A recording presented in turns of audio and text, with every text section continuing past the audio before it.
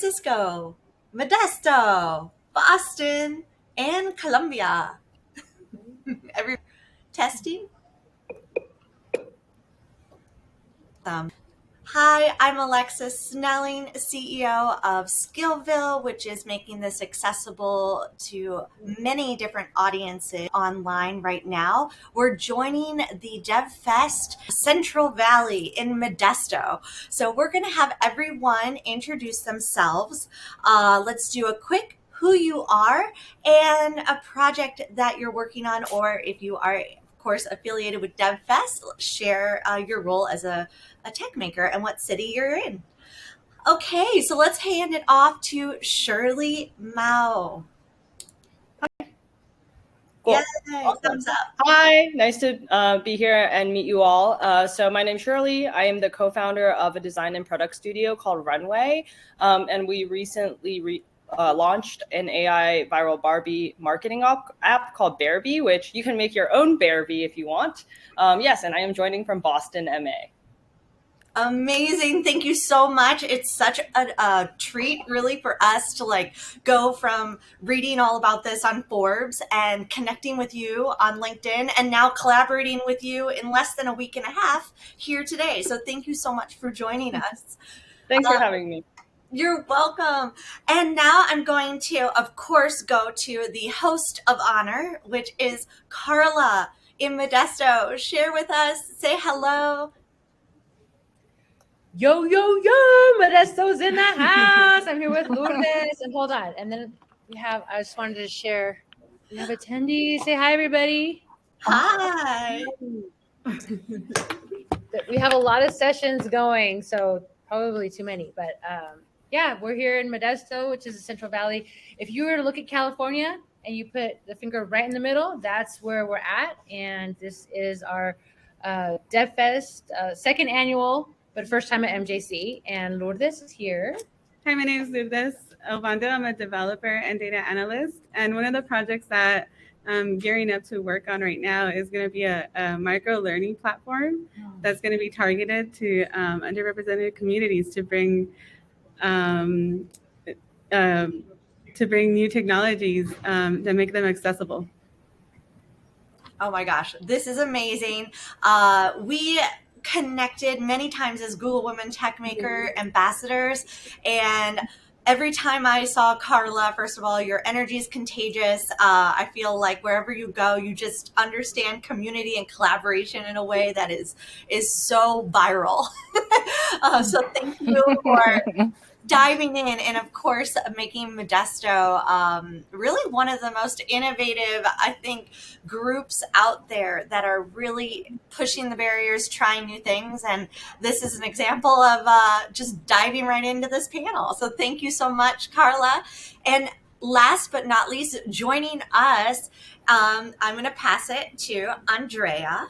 Andrea, why don't you share with us a little bit about yourself?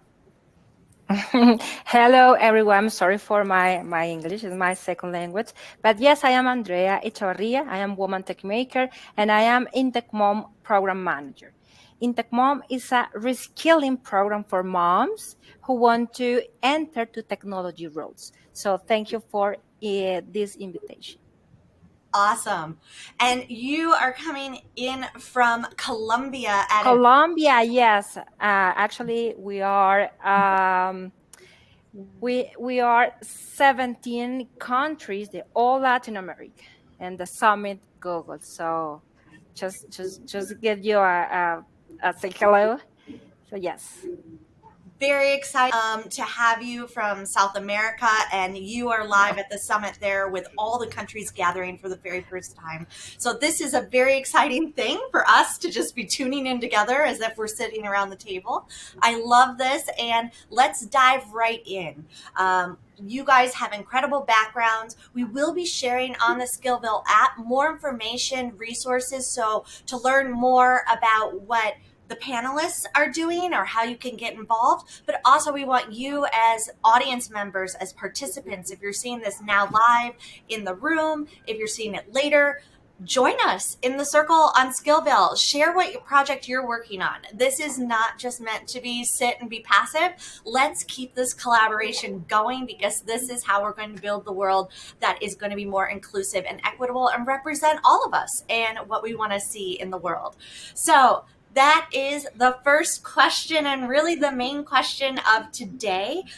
We'll start with you, Shirley, because this is obviously a big topic, but what do you see as the future of technology and how it is going to create a more accessible and equitable world? Totally. So I've been in the tech space since I was very young. I think I grew up with like a messenger and stuff like that. And I think as I studied mechanical engineering, transitioned into software technology more recently. And I think that just being able to create communities on social platforms like Skillville is critical, because when I was growing up, for example, you had a lot fewer resources if you wanted to learn how to build something on your own. And I just am in many ways feel that continue to create your own social content platform and your voice online and social media, and sharing like what interests you and what you learn, and also engaging with other content that other creators put out there that do the same, is really going to help accelerate technology and make it accessible for anyone that wants to learn. So I myself, even right now, everywhere we're seeing like the AI revolution as like currently happening. And it's so different in many ways than the other types of tech revolutions we've gone through, because there's so much information online and it's so accessible to everyone. Like there's very active communities, Reddit communities, a lot of the great AI models are open source. So I think as people and platforms continue, that's really what's going to propel technology forward. That's so interesting. And yeah, I mean, just to think about when you were younger and how you got into it. We're sharing those stories too on Skillville, and we want to encourage you to think about back when you got involved in tech. We're not going to be obviously focusing on that in the discussion right now, but it is as bonus content on Skillville, so we can really see that we all started somewhere. There was a bridge that got us into it. My story was really with if I thought back to when it really started, it was probably blowing on Nintendo cartridges. So I'm going to go, of course, to our host of honor in Modesto. Yes. So the question today for all of our panelists is, what do you see as the future of technology to make it more accessible and equitable for everyone? Yeah, so I think obviously Skillville, right? Like we're here at Columbia, San Francisco. Shirley, where are you at? Boston, right? So, and then like we're in California, like all these cities, right? Countries. And so I think like that's one of the most greatest things about technology is that because of COVID, the pandemic, right? It's really opened up these doors of access, which is always super great. There's so many though that is very like overwhelming for a non-technical person. Like even Skillville, I was like, oh, what did I say yes to? You know, being on, and then I had to download the create an account, right? And I'm like, oh my gosh, I was like freaking out, you know, just to make sure that we were on here. So I think. For me, access is always like who knows about it and who's sharing it, right? And it tends to just be people that are already in the field know about it, right? Or these connections. And so I think the future of technology is one, breaking down some of those barriers, right? Because one, we have to see people that look like us, you know, that are representative, and then bringing it local to our communities, right? Because again, if you're not in the realm of technology, you basically know of the big five tech titans, right? Like Google, Meta, Amazon, Microsoft, whoever the other one is, I forgot. Who knows? Who's the other one? Yeah. Anyways, and so I think like technology and, you know, is a way to bridge that gap. But I think also like one of the things that we're focusing on here, right, is bringing in person and sort of like these, you know, virtual events to our community so that people know what resources are available. Yeah. That is so important. The hybrid is, I think a lot of people during COVID, we were all remote because we had to be. And then after COVID, everybody's excited to get together. But we also don't want to forget about hybrid, because the wonderful thing about things like this is that if you're not able to come to an event, you still can participate, and being able to connect with the information knowledge is so important, because everybody has different opportunities to do that, and it's not always in person, as much as even I would have loved to be in Modesto right now, but it's not always possible. So I'm very grateful for you sharing really community, and how it needs to be both. It needs to be in person, it needs to be human, it needs to be something that we can help each other, get past those barriers. Even if it's logging in and downloading, we're here for each other. And I was on with you before, just testing and making sure I can help you get on. And that's the whole idea of Skillville, is definitely you're never doing it alone. There's always somebody there. Somebody can always hop in. Someone is, there for each other. So that is very cool. That means a lot, just coming from your community, because you guys really understand community in an awesome way. So I'm going to pass over to the next question, same question for Andre. What do you see as the future of technology to make it more accessible and inclusive for everyone? Yeah, actually, yesterday, Naveen Nigan, head of the Developer Relation Americans from Google, kicked off the event by mentioning that we'll continue to hear a lot about AI and Android. And we also had discussions about the ethical challenge of the AI, such as data privacy, automated, patient with my English, automated decision making, and critical areas like healthcare or justice or algorithm bias.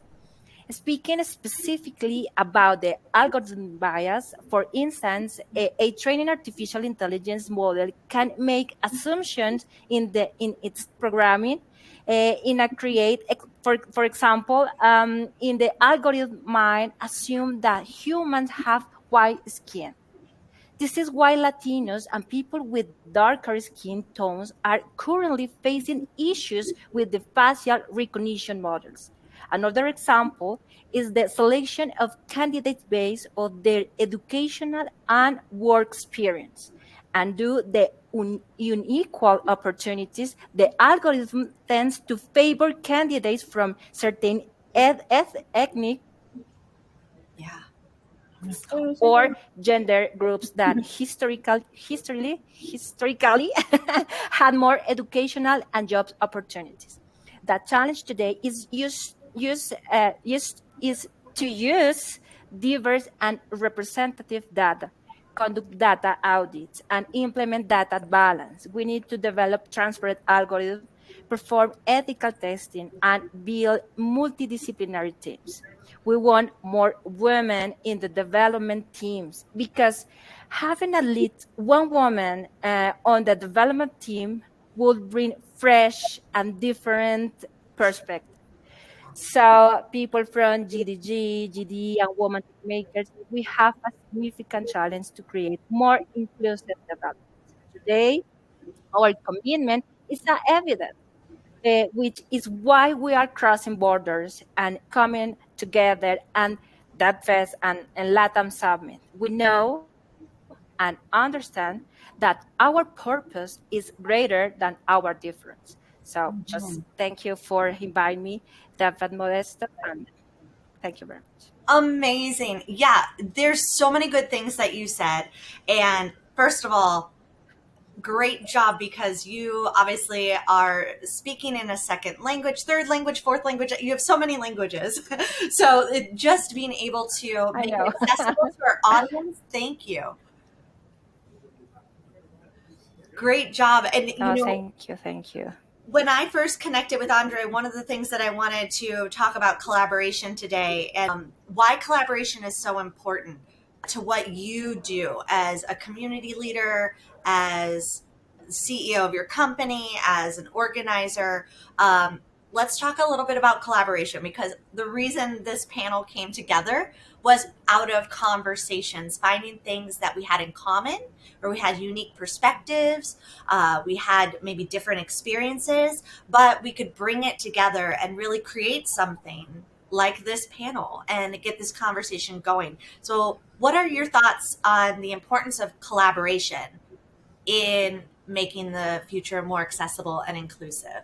Shirley, let's take this topic off with started off with. Yeah, absolutely. So I think that collaboration has always been very important to advance technology.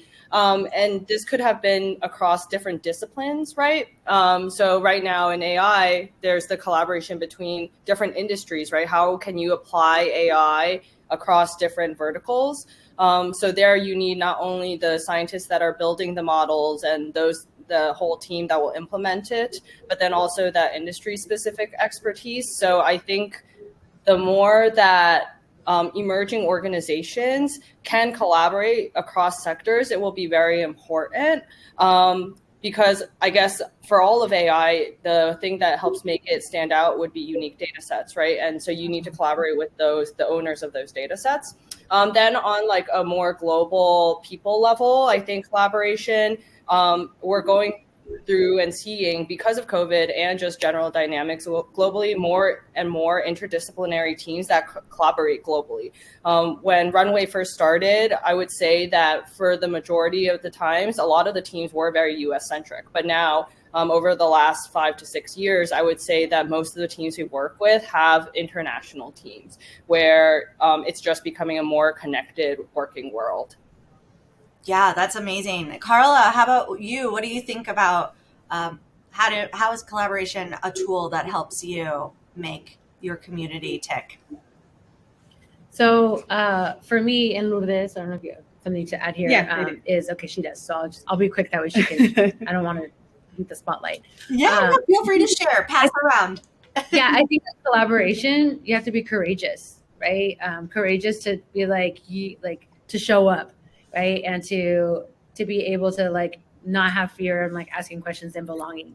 And so I think in community, like even at our DevFest today, we have people that are very technical, right? They're like developers like Lourdes, and then we have community leaders like Mark Garcia is here with the city of Modesto, and he's going to talk about community and how you build community, right? And why that's important, because in a tech space, like I always say this, you need all kinds of views and lens, right? Because if you're only thinking from the developer standpoint, then you're being exclusive of people that might like, they want to learn about tech, but then like they're sort of like I was, where I'm like, oh, I'm not smart like that, you know? And so but I chose to be courageous and then hang out with people like Lourdes who'll share more developers, right? That I'm like, how do you think like this, right? And like it's kind of cool. My whole thing is like every single person is so unique, right? We're like our own little computers, and so like we have to collaborate and be courageous with each other to like honor our skill set. What about you, Louis? What do you think? So I told Carla that she's our superpower, because yes, we have the technical side, but it's also very important to have someone like Carla that can easily communicate, easily engage with the audience.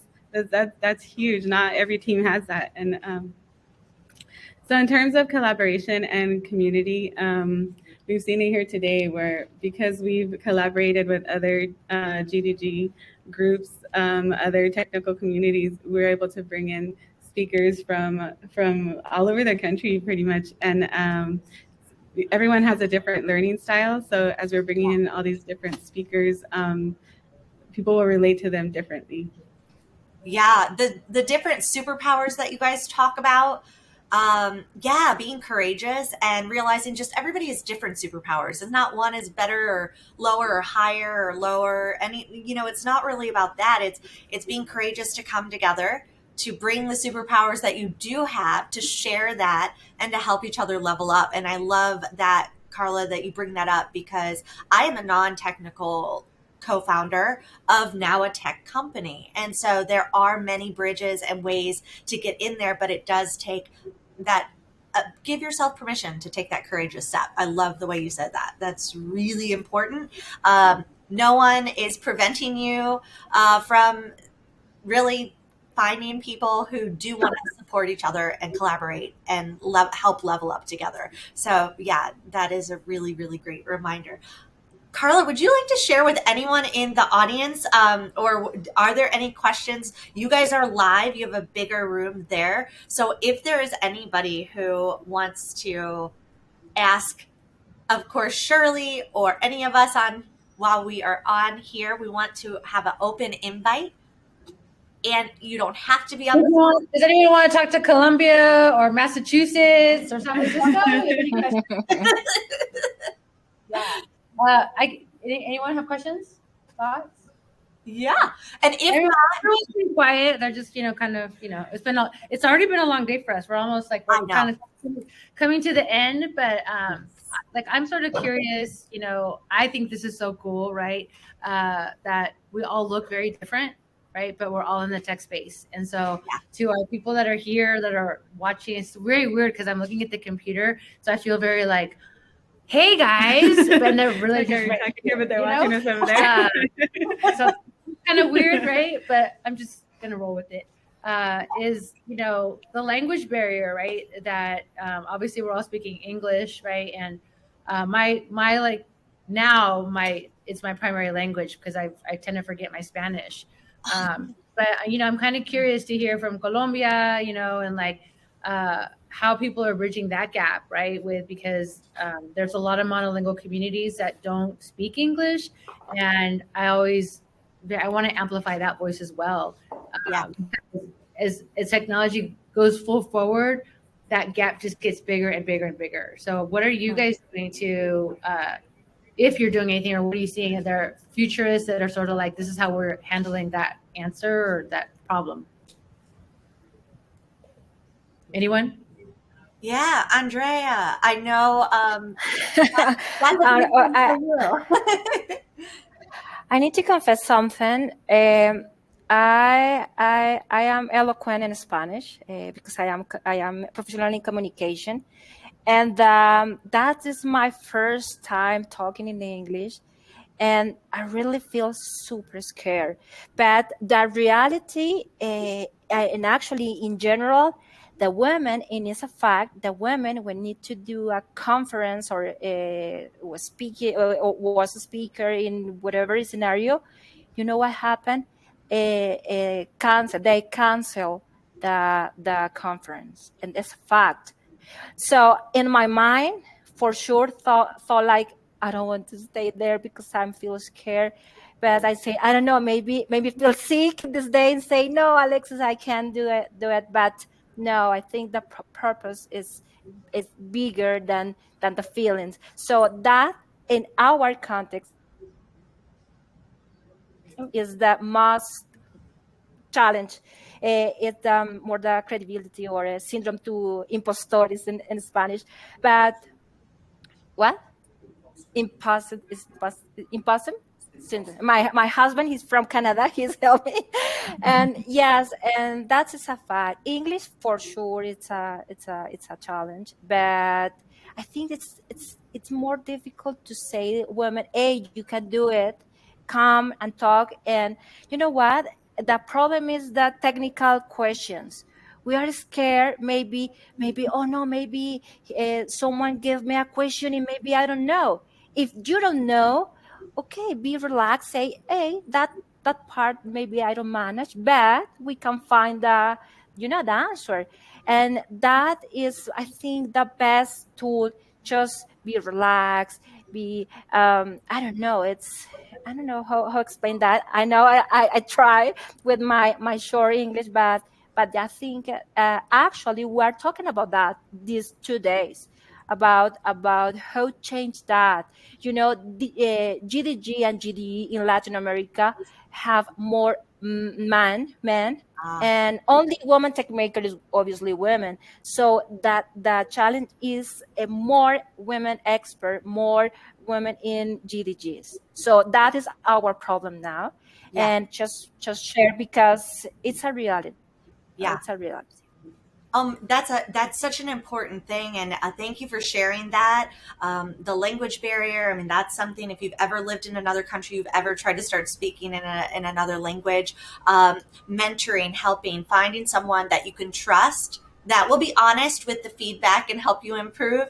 That was one of the ways that I met Andrea, was because she asked me at we had a phone call, and she said, Alexis, can you help a group of women in Latin America that once a week for an hour they can come on, we can talk, and as they're speaking in English, I could give them, as a native speaker, feedback and help them. And I'll be honest, I got on, they all spoke so well, but the biggest thing in the room was they didn't think they spoke well, or they were afraid to speak. And so sometimes all you need is, like Andrea, you have your husband right there who can help you and give you that confidence. But you need that. You need a supportive community, because it's your own barrier. Maybe you're putting in your head. We all have a lot more abilities and superpowers, whether it's language or what we don't know.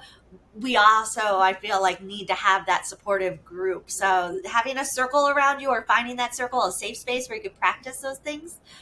We talk about it all the time at Skill Build. Like, that's what you need to level up. You may not want to do it in public in front of everyone, but definitely as a founder, we fall down all the time. So, having that group around you who can support you, figure it out, problem solve. I think learn to love the problem and to solve it together, and to experiment. And it's okay. Enjoy that. Don't be afraid of it. Every time you fall, you're just one step closer to figuring it out. And just, that was one solution that doesn't work. Moving on.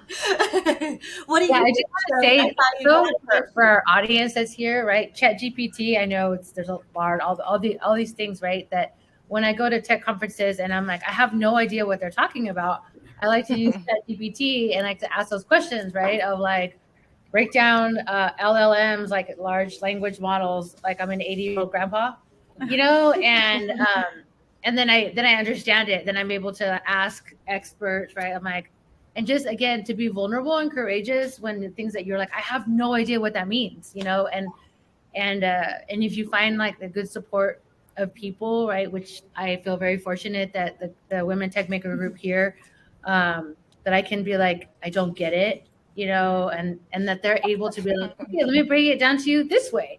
And I'm like, oh, I get it. Okay, I get it, And so I think if you're not in tech, or you're like it's just, again, finding your tribe of people that want to support and not make you feel like you don't get it, right? Because we all have to start from somewhere. Carla, just adding on to that, one thing that I learned today from our keynote is that my mentor has mentors, and I thought that was pretty awesome. Yeah. So if you look to us to explain technical stuff, then we go to someone that's even more technical, like our guest in the audience here. And it's awesome. It's an awesome thing to have. I see a lot of nods too from you, Shirley. You second on that as well. Yeah, well, actually, I had a comment about the second language, whether it's like, you're technical, right? So, or if it's just literally a second language, because a lot of the team members on Runway, some of them were born in the United States. So they might have moved here for like college or something like that. And I think sometimes it's really helpful, like, to seek out mentors, as you guys have all mentioned. It's so important, but to see someone do it and do it well, I also think is so, so important. And so a really inspiring story that's been helpful for a lot of our team members is one of my close friends. She moved here for her PhD and didn't speak English at all. And she was always she wanted to be partner of like a corporate communications company, which is like the most highest bar of requirement for like spoken and written English language, right? And like seeing her do that and connecting her with some of our team members to like share her experiences has been like really motivating and like inspiring for them. So I think, like sharing your story like that is just so important. Yeah. Stories and representation. It brings us full circle of why we wanted to start this whole talk with the BAI Barbie, because seeing yourself represented, sharing your stories, the ripple effect that does have, and how important it is. We can all think back to that person we looked up to who made us think that this was possible, or that mentor that helped us. So just seeing that's possible, being brave and courageous and taking that step, because you're not just taking it for you, it's going to have a ripple effect. And I think that's so cool that this kind of like brought us full circle, the power of being who we are and showing up exactly where we are, no matter what skill level we think we're at, because often we're a lot further ahead than we give ourselves credit for. But really find that tribe. I love that everybody is uploading the Barbie AI images. Can you just share with us a little bit of the stats before? I know we have a few minutes, so just share with us a little bit of the stats, Shirley, because I think this speaks to the world, the power of representation.